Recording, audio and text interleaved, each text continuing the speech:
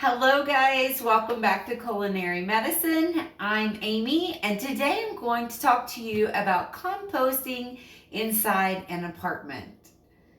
So food waste accounts for a large percentage of greenhouse gases. When we throw away organic waste, that's our fruits and our vegetables, in the air, it gives off methane when it's put in a landfill. But you can purchase a composter. You can actually make one of these, but I chose to just buy one on Amazon. And then you get red worms and you basically feed the worms your trash. For a really interesting read to learn more about the whole process, pick up the book Worms Eat My Garbage. That one was recommended to me by the guy who sold me my worms here in Santa Fe, New Mexico. And a big shout out to Sam, the worm guy, who I picked these my worms up. And today I'm just going to go through the whole composting system and show you how it works. And then once I have the composting system working in a later video, I'll revisit. But we have a lid and that keeps the worms nice in a nice dark environment. They generally are earth dwelling creatures, so they like the dark.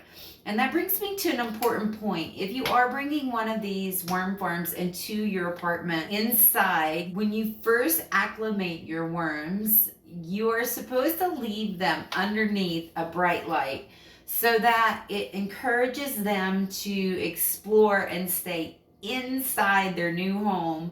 Had a friend of mine who told me that they had a friend who got a worm farm, put it in their garage, and left it, and then the worms kept escaping and he got fed up and he got rid of it. Well, the reason why is he left the worms in the dark and they thought the entire garage was their new home. So if you're doing this in your apartment and you don't want worms to escape, I'm going to leave it here in my kitchen overnight with the light on, especially as the worms acclimate. Once they acclimate and you're feeding them, supposedly is not as big of a deal. So we have 3 trays here. So I'm just going to take the 3 trays off and start with the base. It sits up, has 4 legs, and this thing here is called the worm ladder, and it goes right in the bottom. And essentially these trays, each one has sort of like a mesh, and you'll see why in a second, but they can fall through. So I have 3 trays. I don't need them all right now, just getting started. Actually, I have 4 trays, sorry. I didn't realize, 4 trays. So in the base of your first tray, it's a good idea to put newspaper down. And from what I read online, it says to wet the newspaper and let it set before you add the worms. However, you want to talk to the person you're getting your worms from, because I picked my worms up yesterday. I got a pound, and apparently a pound of worms is a really good place to start your farm to get it really going. And that's from the instructions from the worm farm itself. So in here, I rode my bike to the soil place where the worms live. And Sam harvested these worms for me. They're in a mix of some hay, and it is a little bit wet, so it did weigh more than a pound. So coming back uphill to Santa Fe on my bicycle was challenging and a good workout.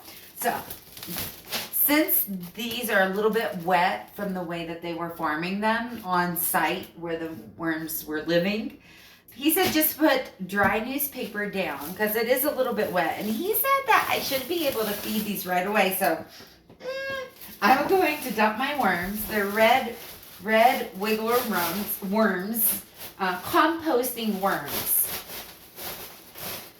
So I will dump those in there.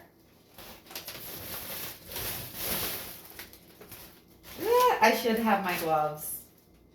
Oh, I can see them. Oh God. Okay. All right. So I'll be right back. I'm gonna go get my gardening gloves from my balcony garden, and I'll be right back. All right, I'm back and I have my gloves. I have to say, I'm not a big fan of worms, but I am a fan of the earth, and I like to do whatever I can to reduce my carbon footprint.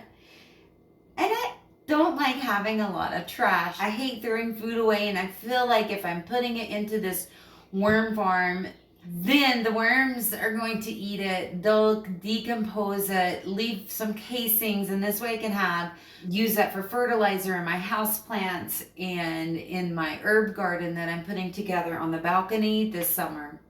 So yeah, it serves a good purpose, and I'm reducing my carbon footprint. Okay, so they're worms. Okay, so they are worms. I'm just gonna, I guess, wow, there's a lot of hay in here. So they need two types of food. They need nitrogen and carbon sources. So I'm going to add some of the vegetables and plants. So I had some dead house plants that I accidentally left outside, and they froze and died. So those are actually going in here too. You can put coffee grounds, your tea bags, so long as they're organic, and the paper. You know, you want to put, you can put paper. You don't want to put meat, dairy, eggs, animal products. It's all plant products. And I'm just gonna put this in here. I think they apparently love coffee grounds. I'm not sure how this is gonna go, but yeah, so the next thing that you do in this process, I'm gonna save some of that for the next tray because I'm not sure how much space. So the next tray goes on after that. And then you would start putting food in there. But per the instructions for the worm farm, I don't need this tray just yet. I will put in the organic matter that I'm getting rid of for the worms. I'll just put that on top here with the paper that I had, and put the lid on, really.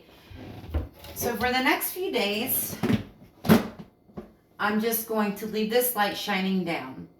So what will happen next in this process is, as the worms decompose, you can add more food, but once it's running out of room and the worms are moving up and you see decomposed matter, you stack another tray. Remember, this mesh is here so that they can get through. And on the bottom, that's what the worm ladder is for, in case I have worms fall through, but they shouldn't because I do have paper down. But if they did, that little ladder allows them to climb back up through here. And then the next thing would be to put the next tray on, remove the lid, add the next tray, put in more of your organic food waste.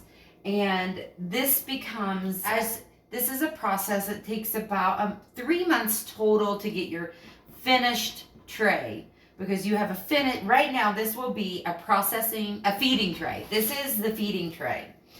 And then I'll move the next tray on, and it becomes the feeding tray. As I put the food in, the worms move up, and down here is a processing tray. And processing means it's continuing to process and decompose.